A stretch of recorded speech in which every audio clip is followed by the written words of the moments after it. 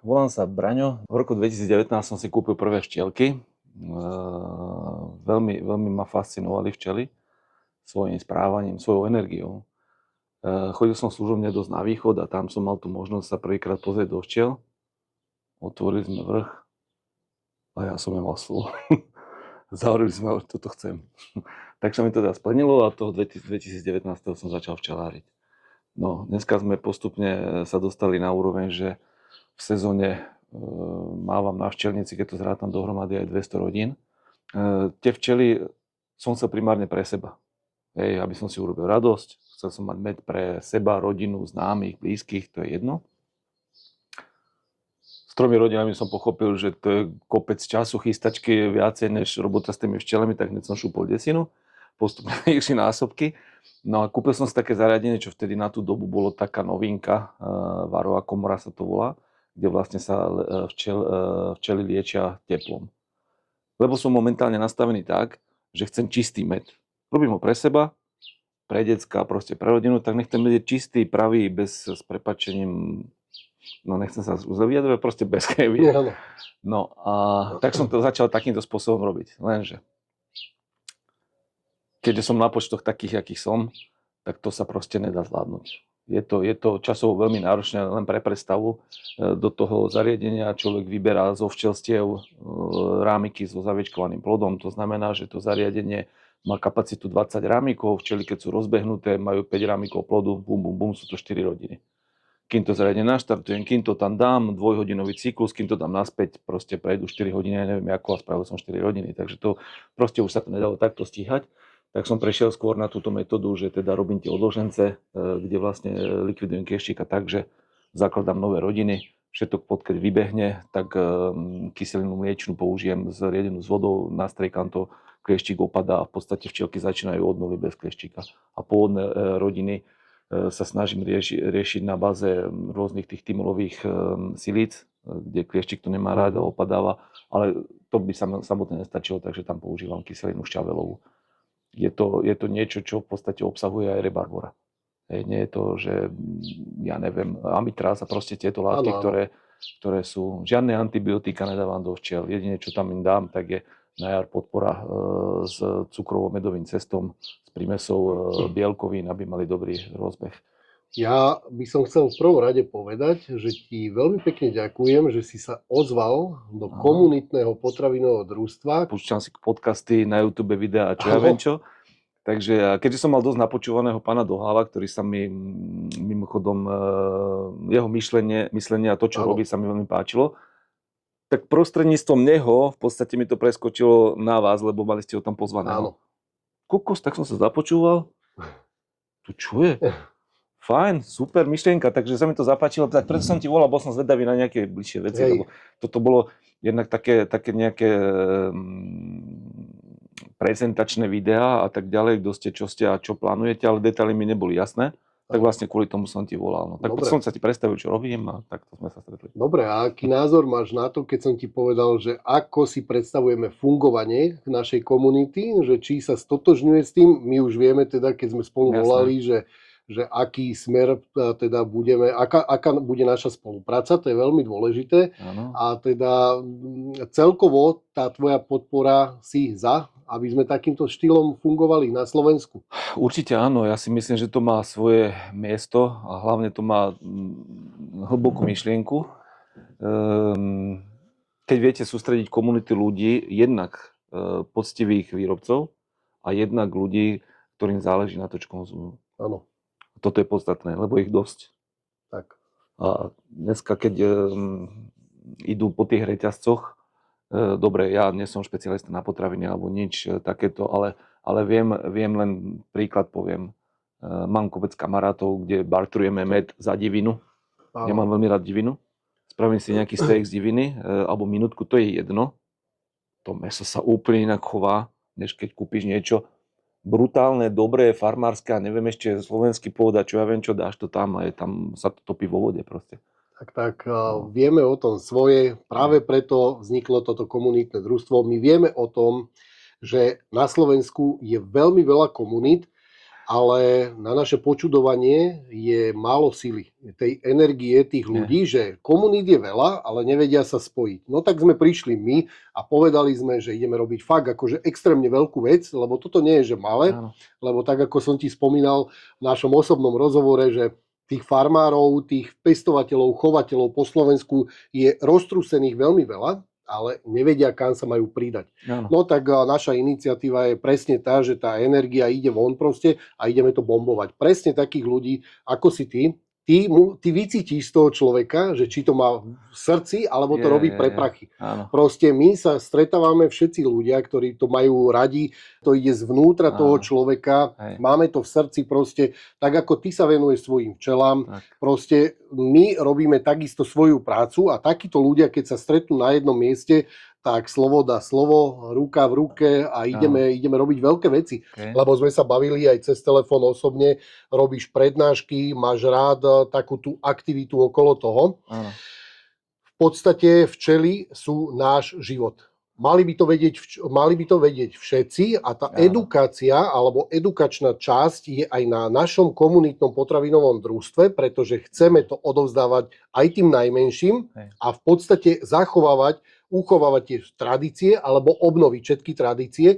Tak toto je tak super, keď sa stretnú tak rovnako naladení tí ľudia, lebo tá energia, to sa nedá oklamať. Už sme si to povedali. Že proste cítiš toho človeka, či to fakt je len pre peniaze, alebo to robí ako svoje hobby zo srdca a že chce priniesť tú najvyššiu možnú kvalitu tým ľuďom. Toto je úplne že úžasné. A keď sme sa bavili o tom, že či si ochotný robiť testy na svojich medoch, aby sme teda komunite predstavili celý tvoj príbeh, lebo my do komunity budeme brať ľudí výsostne len takých, ktorí sú ochotní sa podrobiť testom alebo svoje výrobky podrobiť testom, aby ľudia vedeli, že naozaj značka KPD, komunitné potravinové družstvo, bude že top. To keď sa vysloví, tak nikto nebude už ani chcieť čítať vôbec absolútne nezapochybuje nad tým, že to tak nie je. Nezapochybuje, presne tak, že nepotrebuje čítať zloženie a tak ďalej. A práve preto to robíme. My sme sa bavili osobne, že blíži sa za chvíľku jar a začne repka a tak ďalej a ideme na to z tejto strany, že či sa podujmeme na to urobiť testy včelieho pelu a včelieho medu po znáške z repky. Že čo sa tam nachádza. Nás veľmi zaujíma, či tam budú nejaké stopy pesticídov alebo nejakých ťažkých kovov alebo čohokoľvek, čo by sme mohli dať von ľuďom a naozaj skutočne to ukázať, že aká je pravda. Áno. No dobre, veď jak sme sa bavili, ja s týmto problém nemám. Nerobím to tak dlho a toho času je strašne málo s tým, že si každý rok naberám niečo navyše, potom nestíham. Takže som nemal ani nejak čas medy testovať. Spravil som to prvýkrát, možno 3 roky dozadu. Vyšiel mi brutálny test, čo som bol úplne, že som lietal v oblakoch, lebo mi tam... Povedz o tom mede, že tá manúka, čo si mi hovoril? Tak. Vyšle tam antibakteriálna aktivita, alebo už jak to nazýva, teraz neviem, už by som klamal. Lepšia, než má manúkový med, ktorý má za sebou brutálny marketing, ktorého cena je, ja neviem, 50 eur za kilo. Ale ľudia, to, čo máme na Slovensku, je to naše práve. Takže, sorry. Takže vyšlo mi med so zlatou známkou kvality. Vyšiel kopec včelárom, ale ja som strašne hrdý a pyšný na to. Áno. No my ťa podporíme. Počúvaj ma, tak jak máš ty slzy v očiach teraz, tak to je presne to, že ty si určený presne na túto, táto tvoja sféra, alebo tvoja sféra bude u nás ako prioritou a ja normálne nepochybujem o tom, že ty si jeden z tých najvhodnejších ľudí, ktorí do našej komunity prídu, čo sa týka včelárstva, lebo tie emócie, to nie sú emócie. Ja to tak dojme, lebo vieš... lebo to je tvoja práca, to je tvoj výsledok a to je tá tvoja snaha, to je čas. A chcel by som povedať hneď na začiatku ľuďom, aby vedeli, že med, keď sa niekto pozerá na pohár medu, tak jak to mnohí robia, nezapájam sa napríklad do facebookových nejakých interakcií, keď vidím, že niekto uverejní vajíčka alebo tam dá med domáci, o ktoré, tak jak ty teraz so slzami v očiach hovoríš s radosťou, že sa staráš o to. A tí ľudia dajú si svoju cenu, lebo pozná svoju hodnotu, pozná, Hej. ale ten človek nemôže premietnúť tú cenu do tej flašky, pretože tá flaška by stála nie 10 eur, ale minimálne 30. Tak. Ale ty veľmi dobre vieš, že trh ti to jednoducho nepovolí, že keď všetci žijeme z peňazí a keď chceš žiť z Áno. peňazí, tak musí sa prispôsobiť tomu trhu. Ale vieš veľmi dobre, že tá hodnota v tej flaške, v tom pohári je ďaleko Je väčšia. ďaleko vyššia. Ako to celé ty vnímaš toto, že poďme od tej ceny a skús teda rozprávať. Však je tu všetko. veľa tých otázok a myšlienok bolo. Dobre, ja sa ešte vrátim k tým nejakým úvodzovkách certifikátov. Áno. Tým, že som v podstate krátko včelár, hovorím od toho roku 2019, tak nebol som v rámci nejakej registrácie Slovenského zväzu včelárov nikde a čo ja viem čo, dneska spustili nový projekt, volá sa to Náš med, kde podmienkou bolo dať si odskúšať svoj med. Urobil som teda tak opakovane aj minulý rok, kde som poslal svoj lipový med a krásne nám to vyšlo, že tam sa vlastne skúmali kopec parametrov, ale čo chcem povedať, európske normy sú prísnejšie, slovenské normy sú prísnejšie než európske. Aha. Takže aj tento med spĺňa tie parametre, za čo som bol tiež strašne vďačný a šťastný, takže mám de facto ako keby stupenku už aj do toho projektu, čo sa teraz bude ďalej diať. Dobre, a teraz keď sa vrátim ešte k tým myšlienkám, čo sa týka ceny a týchto vecí. Ja to hovorím každému, že keby to robil človek len pre dolarovky v očiach, tak ani nech to nerobí. S tým, že sa stretávam s veľa mladými včelármi, lebo robím tú edukáciu typu kurzy pre začínajúcich včelárov, je to honosne nazvané, ale je to vlastne o tom, aby si ľudia mohli pričuchnúť tomu a možno získať tú energiu a tú nakopávačku prvú, čo som mal aj ja, keď som tie včely uvidel. A zároveň si vedia u mňa tie včelstva zabezpečiť, takže hovorím to každému. Keď to chceš robiť pre prachy, ani to nerob. Lebo budeš sklamaný, lebo to tak nie, alebo veľa ľudí mi dáva otázku, poznáš nejakého žida včelára? Týmto máme všetko zodpovedané, lebo toľko roboty, čo je s tým a času a investície časovej, že na konci dňa proste ten peniaz, ktorý ty za to dostaneš, za tie predané produkty, ti to jednoducho nevykrie tú energickú investíciu do toho. Takže je to o tomto, ale zase na druhej strane treba povedať aj to, že ľudia cítia z teba tú emóciu, lebo vidia, že jak to robíš. Kúpia si produkt, sú spokojní, lebo ten produkt ich chutí. O to lepšie, keď sú ešte lokálni, lebo to majú z tohto prostredia. Tie včelky im to donesli z tohto prostredia, kde človek žije, majú vynikajúci pel z tohto prostredia, dneska majú ľudia rôzne alergie a čo ja viem čo, takže ten pel, keď ho s mierou začnú užívať, tak ja osobne som mal pelovú alergiu, keď som začal. Dneska to už, chvála Bohu, ani necítim. Si zaklopem len vďaka tomu, že som stále pri včelách. Dýcham ten vzduch, užívam ten pel, užívam pergu a tak ďalej, takže určite to má nejaký zmysel a ten vplyv na ten ľudský organizmus, ale celé chcem ešte dopovedať tú myšlenku tu, že každý sme iný. Ja som taký, že ja neviem robiť niečo na pol plynu. Proste neviem. Ty ideš so mnou do komunity, ty musíš byť pri mne, lebo ani som nečakal, že máš také emócie. Ty si úplne akože, ty si náš človek, ty si naša krvná skupina. Musím to povedať, lebo ja vidím, že keď rozprávaš, máš zimomriavky a máš slzy v očiach a ja z teba zimomriavky mám na rukách, kurva, tak ja neviem, že či toto bude komunita zimomriavkárov, alebo čo. Lebo ale je to presne o tom, že keď to robíš s tým srdcom, tak proste ten výsledok je takýto, ale tá myšlienka, čo chcem celú povedať, že tým, že to neviem robiť na polplynu a na kolene, ja som do toho toľko peňazí nasypal, že som sa až potom takto začal škrabať, že ty kokšo, čo s tým?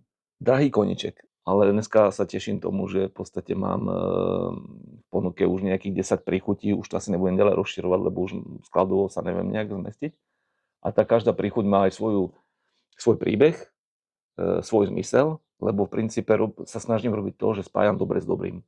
Med je dobrý, bez pochyby, je to najzdravšia potravina a každý ten benefit spojením napríklad škorice, škorica má kopec zdraví prospešných vecí, zácvor, rakitník, arónia, maliny, proste všetko. Všetko poznáme. No a toto je to, čo jednak dáva to tomu medu aj taký lepší sven. Zase máme kopec ľudí, ktorí povedia, oni nechcú ochutiny. OK, ale ja vždy dám zorku, však ochutnaj. O tom príde, že keď bol dobrý, no vidíš to, no. Takže tak, ale robím to hlavne aj kvôli tomu, že Ja tu mám také znáškové pomery, že toho jarného medu mám v rámci toho medného výnosu asi najviac. Najväčší pomer. Je to vďaka lokalite. Máme tu na javor ovocné stromy repka a potom nám včielky dotlačia hlohom. A hloh, len pre predstavu pre ľudí, ktorí nevedia, ten kvitne a meduje samozrejme v závislosti od počasia taký týždeň, 5 až 7 dní, ale tie prírastky na váhe mám nejakých 5 až 7 kg. Čiže to je celkom slušné. A sú to všetko jarné medy, ktoré veľmi, veľmi rýchlo kryštalizujú. To je typické pre jarný med. Áno. A preto ja ich pastujem.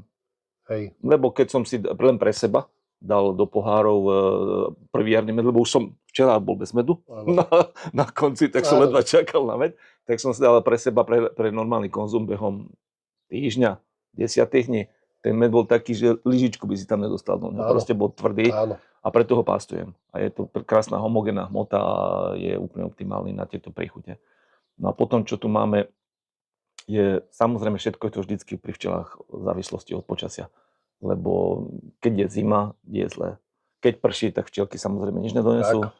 Keď je sucho a veterno, tak aj tá lipa, ktorej tu máme 500 metrov do lete sú tie piešťanské kúpele, je tam lipa na lipe, tak aj tá lipa nie je žiadna výhra. Ja to vidím na váhach. Do tej 10. krásne nám idú hore, o 10. zasvieti slnko, fúka vietor, vysuší nektár a už len minimálne proste. Takže všetko to závisí od prírody, ale v princípe Slováci by si mali jednak vážiť to, kde sme a konzumovať naše medy, lebo prostredie je tu nádherné proste. Na to hovoríš, že aby sme konzumovali tieto medy naše, slovenské a bavili sme sa už cez telefón, som ti nadhodil, že poznám jednu známu, ktorá robí na ukrajinskej hranici a tá mi povedala, že sa dováža na Slovensko enormné množstvo medov v kamionoch. Povedz mi svoj názor, lebo vieš veľmi dobre, že Ukrajina nie je členským štátom Európskej únie, nemá takú legislatívu a ako to prebieha ten chov včiel tam. A v podstate vieme, že oni používajú aj antibiotika pri liečbe a tak ďalej. Aký názor máš celkovo na toto? Že či si zastanca, že áno, že do obchodov vlastne nech sa dostane takýto med, lebo nie je možné, aby med stal niekde v obchode 3,50, už aj s pohárom, aj s viečkom, aj s etiketou, hej, aj dovezený tisíce kilometrov. Takže aký názor máš, že či je to vlastne med? A poďme na rovinu, rozprávajme na rovinu, pretože my sme komunita, my sa nejdeme píšiť tým, že ideme niekde svoje produkty ponúkať von, ale tvoje produkty, konkrétne všetky tvoje produkty budú u nás dostupné v komunite a iba pre členov komunity. Ani som není odborník na to, že čo všetko tie medy majú v zmysle platnej legislatívy spĺňať, lebo dneska vieme, že inžinierštiny nám namieša čokoľvek, tak aby to spĺňalo všetky normy. Ale teda fakt, že netuším, ale jednoduchá vec. Edukujem ľudí, ktorí ku mne chodia a vysvetľujem im to veľmi jednoducho. Keď ten med stojí na polici v akcii 3,60 a ja viem, koľko stojí pohár, koľko stojí viečko, koľko stojí etiketa a bavme sa o tom, že reťazec má na to svoju maržu, dáme dole maržu, dáme dole DPH a sme niekde na úrovni možno polovička. Tam ešte je logistika spojená s tým, pracovná sila, že to niekto to sa stále bavíme len o práci a o obale. Vôbec sme ešte neboli pri včelách. Takže mne to ako logiku nedáva, pretože ja viem, koľko času som pri včelách. Nebyť toho, že ma to baví, tak to je ekonomický nezmysel, pretože jak sme si povedali, to kilo medu, aby mi to nejakým spôsobom vykrylo tú časovú a energetickú investíciu, by malo stať minimálne 30 eur. Aby som si povedal, že OK, stálo mi to za ten čas, ktorý som tam do toho vložil a tak ďalej. Ale nevnímam to tak. Jak rybár ide na ryby, je tam 5 hodín, myslí si, slúbil žene, že dojde za 2. Ani nevie, kedy prešli, lebo to baví. Hej, vieš? Tak. A toto je presne o tom istom, že tú investíciu časovú do toho dáš a neriešiš to, lebo robíš niečo, čo ťa baví. Teraz vylezú ti nové matky, oplonia sa, začnú klásť, no teší sa, jak malý jojo. Vieš, že proste sa ti darí niečom a ide to a baví ťa to, naplňa ťa to, tak v podstate to je ten pocit šťastia. A toto, čo vlastne ty samozrejme za tým musí byť aj ekonomicky nejaký zmysel, pretože človek potrebuje z niečoho žiť, investuje do toho veľa peňazí a aj do ďalších vecí. Času, energie. Takže na konci dňa samozrejme, že chceš tú produkciu predať. Chvála Pánu Bohu, ja nemám ten problém. Ale možno to je len tým, že ma obchod baví No proste tá ekonomika tam musí fungovať. Áno. Takže človek není bohumil, že to... Ale to chcem povedať, že je kopec ľudí, ktorým na tom záleží, čo jedia. A nie každý má tú možnosť si tie veci takto zohnať. Takže to, čo robíte, preto ma to oslovilo a nadchlo, že dáva to zmysel. Lebo viete to celé nejakým spôsobom dať dohromady a je tých ľudí ozaj veľa, čo im na tom záleží. Hej. Lebo vieš, ty dneska nasypeš, ušetríš peniaze na tom, že si kúpiš niečo v akcii, zajtra, za 20 rokov dožiješ sa veku nejakého vyššieho, všetko to bude potom na lekárovi. Vrátil som sa k tej téme, že ma to oslovilo a preto som ti vlastne zavolal, bol som zvedavý. V podstate my sme sa aj dohodli na nejakej spolupráci a boli by sme radi, ak by tvoje výrobky, tvoje včelie produkty boli pod našou značkou v našom komunitnom družstve, pretože ja vidím nie len teraz, že kvôli emóciám, zimomriavkam a tak ďalej, ale vidím, čo si za človeka, ako to robíš. Boli sme pozrieť, veď tie obrázky ľudia budú mať možnosť vidieť. Boli sme pozrieť včelstva, videl som tvoje sklady, videl som, aký prístup máš k tomu a videl som, že si spojený, živelne spojený s tou prírodou a proste pre teba je to úplne všetko. A ja presne takto si to predstavujem, že takíto ľudia prídu k nám. Super. Že takto budeme spolupracovať a že budeme robiť úplne veľké veci, že to budú bomby. Že po edukačnej stránke, či sú to školy, malé deti, aby sa dozvedeli, aby už to malé dieťa vedelo, čo je ten medík v tom pohári, že to nie je len niečo, čo včielka doniesla len tak, ale koľko hodín, koľko času a nakoniec aj koľko financií to zožerie tomu človeku a niekto ti povie, že ten med za 10 eur, že to je veľmi drahé, dajte to lacnejšie. Teraz už vlastne som bol pri včelstvách, hej, už boli prvé prehliadky, už tam budem s nimi riešiť, už len na to čakám. No a v podstate skončíme so zakrmovaním včelstiev niekedy v september, október a už riešim a už plním medy. Mňa tá centrifuga vyhodí na vianočný stromček, tam si oddychnem, možno chvíľu zaližujem a už netrpezlivo začínam s rámikmi. Takže ja proste som v jednom kolotočku. To sa nesťažujem, baví ma to. No a samozrejme, že o to ťa to viacej baví, keď na konci dňa sú všetci spokojní. Hej, ale myslel som, tou mojou otázkou som myslel tým, že či sa niekde chceš posunúť, odovzdávať informácie, ako napríklad s nami v komunite, jasné, že budeme robiť, jasné. Že či určite, sa to niekde pohne. Určite, toto ma samozrejme, že len poteší, lebo totiž to, čo sa týka tých informácií, jak si začal s tými deckami. Okrem toho, že už dneska sú deti, čo si myslia, že kravička je fialová, tak deti niektoré ani nevedia poriadne, jak tá včela vyzerá, ale hlavne tá edukácia okrem toho celého spočíva v tom, že tie decká alebo ľudia si musia uvedomiť, že to, čo máme z tých včielok v podobe medu, pelu, pergy, materské kašičky, propolisu, alebo čo ja viem čo, to je tak zanedbateľné množstvo toho osohu, ktoré nám tie včely dávajú, lebo tú opeľovaciu činnosť, ktorú robia, bez toho by, neviem, jak by vyzerala vlastne potravinová produkcia.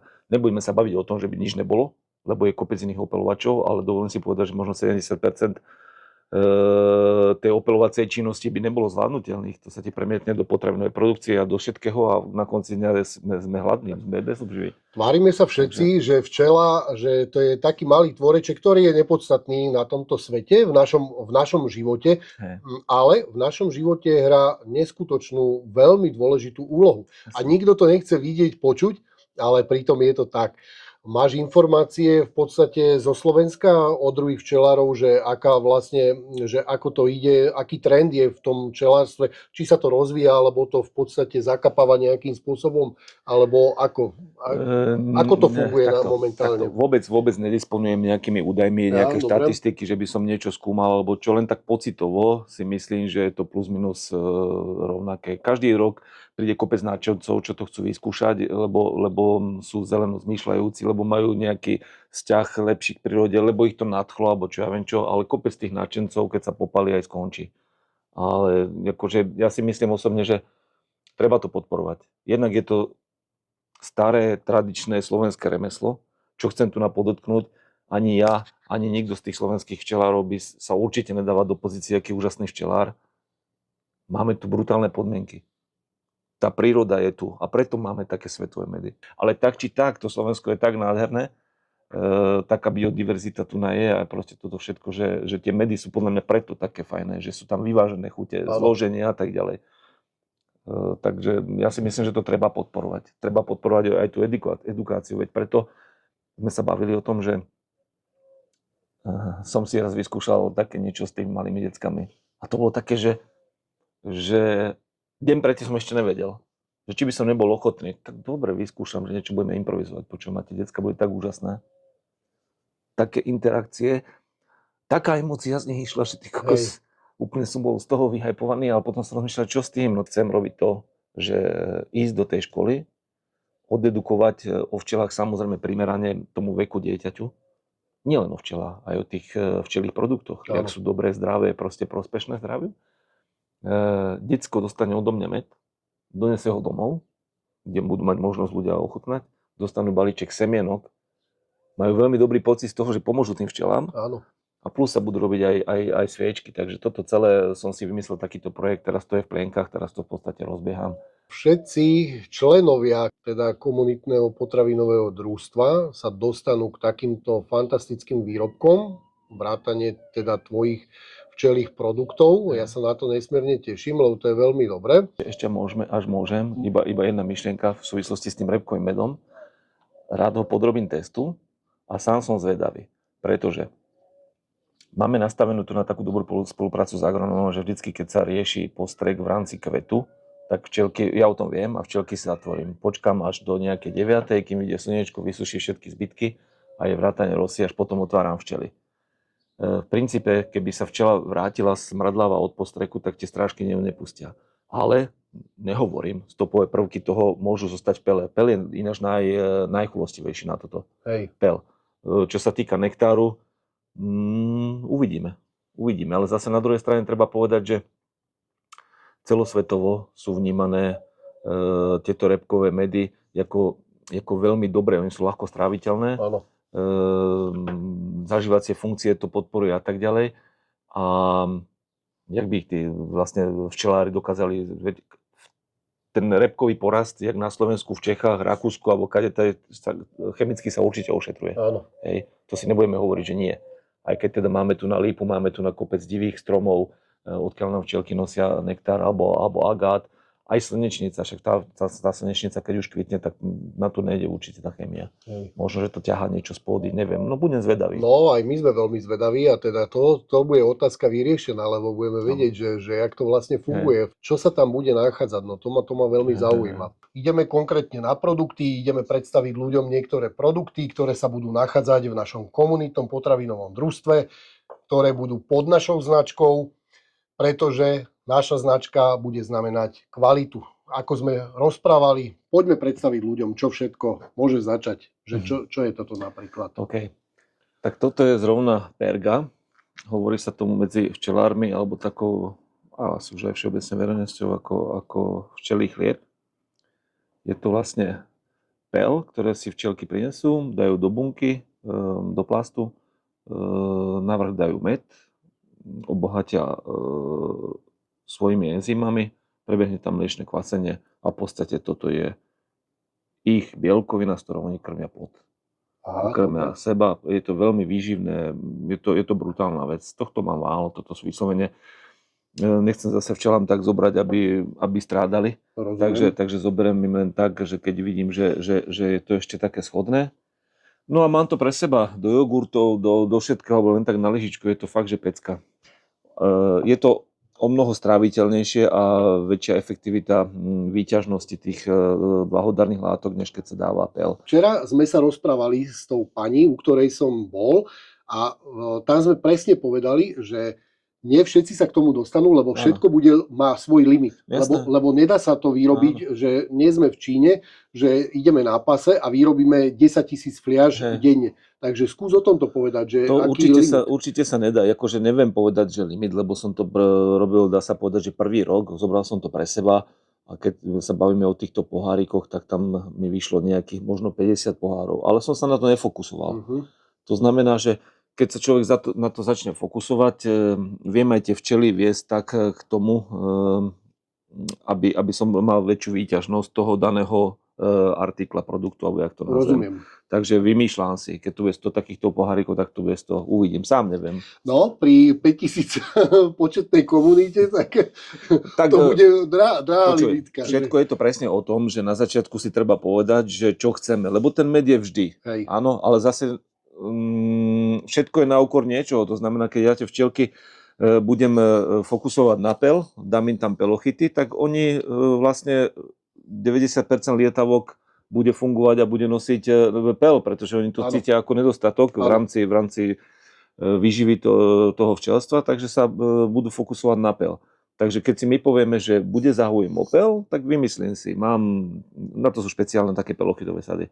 Mám 20-30 takýchto pelochytových sád, no tak ich tam dám a nechám ich tam celú jar. Tá edukácia v tých ľuďoch už je. Vedia, že to je dobré, že to je zdravé, aké je to blahodárne a tak ďalej. Tak nakoniec zostal pel len pre mňa, no tak som sa poučil. Takto, v princípe ja ten pel zozbieram, zamrazím ho, keď ho vysuším a dám do pohárov, tak môžem pokračovať ďalej, ale v tej sezóne nemám toľko času na to, lebo som stále vo včelách, takže preto som kvázi sa rozhodol, že zväčším kapacitu. Áno. Takže asi tak. No, pel je pre mňa jedna neuveriteľný produkt, tak blahodárny pre ľudský organizmus, že to si ľudia nevedia predstaviť, že mňa ten pel dokonca doslova do písmena dostal z rakoviny a postavil ma na nohy. O tom tá edukácia príde, o tom budeme rozprávať veľmi často, pretože ty si úžasný človek aj čo sa týka komunikácie. Dobre sa mi to počúva, ešte chvíľu a budem namyslený. Takže je to tak, je to príjemné, je to veľmi príjemné posedenie a rozprávať tak otvorene naozaj, že o všetkom. OK, začnem úplne od konca. Toto som vyskúšal tento rok prvýkrát. Je to vlastne propolisová masť. A vyskúšal som to prvýkrát preto, lebo som nemal na to čas a stále som to chcel, ale som tak strašne spokojný, no skús ovňať len tak zo srandy. Nádherne. Je tam vlastne... Na čo sa to používa ako mastička? Vieš čo, na všetky možné ránky. Ja to používam napríklad aj... Čistý propolis. Robil som v záhrade, mám dodžubané ruky, lebo ja si rukavice nedávam, proste mi to vadí. Povedz celé zloženie, aby sme vedeli, že čo sa nachádza. Takto. Veľmi som si potrpel na to, aby tam nebola nejaká chemická vazelina, ropný produkt. Takže ten masťový základ som si zvolil ako kokosové maslo z aloe vera. Áno. Aloe vera, ďalšia bomba vec. Áno. No a plus do toho je daný včelí vosk z panenských plástov, krásny žltý a propolis. Nádhera. A výsledok je akože fakt, že bombový. Ja sa nemôžem holiť nejako častokrát. Keď sa dva dni po sebe holím, ja mám samé výrazky. Daj na to, lebo presne ja preto iba so strojčekom, ja sa nemôžem dohľadkať, lebo mám výražky. A boli sme so synom lyžovať a nejako som toto a vieš, koľko všetko ma svrbelo, tak mal som tam, som si natrel. Áno. Prídem do kúpu, pozerám do zrkadla, čisté. Áno. Akože, fakt, vtedy som si to uvedomil. Lebo ja mám výražky takisto po holení. Toto musím vyskúšať. Vtedy som si uvedomil, že bomba. No a hociaké ránky, proste ten propolis, takto, pre tých, čo nevedia, včely, oni majú brutálnu hygienu v tom. Takto sa to robí, no. A všetko oni natierajú propolisom. Toto je koníček. Dezinfekcia. Dosť náročný koníček. Človek, keď chce profitovať, do toho musí nainvestovať. Oni ho spracujú, krásne ho potiahnú a všetky škárky, oni sa snažia tak mať, aby im nefúkalo. Aj ty, keď máš prievan, si z toho nervózny, riešiš niečo, tak všetky malé škárky oni zaplňajú tým propolisom. A vlastne je to jednoducho dezinfekcia. Lipový med. To znamená, že ty prídeš do siete nejakej obchodnej a vidíš tam tekutý med. Vidíš ho tam dneska, vidíš ho tam za mesiac, vidíš ho tam o rok a je stále krásny tekutý. Takto sa má chovať med. Hej. Ešte pripomeniem, že prečo je tekutý, by som dodal, že glukózovo-fruktozové sirupy miešané a zohrievané. Netuším, ja neviem. Čiže áno, lebo o tom sa veľa rozprávalo, ale určite je to aj následkom toho. Napríklad agát. Mám ho aj vo veľkom pohári, ale teda len nejako, aby sme si ukázali. Agát je práve typický tým, že vydrží aj rok tekutý. Má úplne inú farbu, je taký číry. Áno. Takže to je úplne že normálne, že má byť tekutý. Hej. Kdežto pri tých pastovaných medoch, čo tie jarné medy, to hovorím, on ostane úplne biely a zatuhnutý. A toto sú zapastované tie ochutené. Áno. Tým, že tú produkciu, hovorím, mám pomerovo najvyššiu z tých jarných, tak preto som sa rozhodol, že tu budem takto pastovať. Ale si aj experimentoval a napríklad v takomto to je pastovaný med? Áno. A pastovaný med a s pistáciami. Takže experimentuješ. Okrem toho si tu dával, čo je tu? Tam je arónia. Tu je arónia? Dobre, to vyzerá taký plná antioxidantov. Áno. Takže, dobre, tu mám so škoricou, škorica čiže klasika. To je tá klasika. To už som videl, aj x-krát počul. Máš tu ešte ďalšie s malinami, aj jahody, aj maliny sa robia. Ja som zatiaľ robil maliny liofilizované, je veľmi dobrý. Ten som tiež robil ako novinku tento rok a bol taký akože fakt, že išiel. Dobre. No a zázvor to je tiež taká dobrá vec. Zázvor bomba, bomba. Mám ešte aj leskové orechy, ale ten som tam nejak asi nenašiel a ten je tiež veľmi dobrý. Takže priaznivci včelých produktov, toto je presne to, čo do tela naozaj patrí. O tom sa budeme baviť veľmi veľakrát, pretože to ľudia, naozaj to oboznamovanie sa s tými informáciami, ako to funguje s tými včielkami, že včela nie je len preto, aby niekomu vyrábala peniaze, niekto, keď to takto berie, tak to je veľmi zlý smer a naozaj takýchto ľudí my v komunite bohužiaľ nechceme mať pri sebe, pretože chceme mať presne takých, jak si tých, ktorí naozaj v tom vidí aj záľubu a vidí sa v tom to proste niečo úžasné. A čo sa týka tých klasických medov, tak to, čo mám na tej svojej produkcie, tak hovorím, tento jarný, ten väčšinou pastujem a potom je agát, lipa a ešte slnečnica zvykne. Keď je v dolete, tak ju mám tu niečo včielky donesú, keď nemám v dolete, tak mám kočovnú paletu. Našou úlohou je zviditeľňovať takých ľudí ako si ty. Čiže tá spolupráca sa nebude týkať len to, že my chceme priniesť do komunity konkrétne výrobky, ale vlastne odprezentovať samotného človeka a priniesť vlastne možnosť aj tým ľuďom, aby sa zúčastnili na nejakých takýchto veciach. Čiže aj toto si všetko my dohodneme a budeme odporúčať ľuďom. Určite tá spolupráca je vzájomná a vo všetkých smeroch. To nie je len, že my sa s niekým stretneme a dajte nám výrobky a bude to fajn. Nie. Okrem toho, že teda bude kto dostať ju, alebo teda budeme mať v dispozícii pre členov komunity. Pripomínam, že len pre členov komunity takéto výrobky, tak spoznať ťa ako človeka bude mať tiež možnosť ako široká verejnosť, lebo ťa budeme odporúčať aj ďalej a takto to má byť, takáto spolupráca. A ja sa teším aj na našu vzájomnú spoluprácu, lebo to pôjde ďalej, toto bude krásne.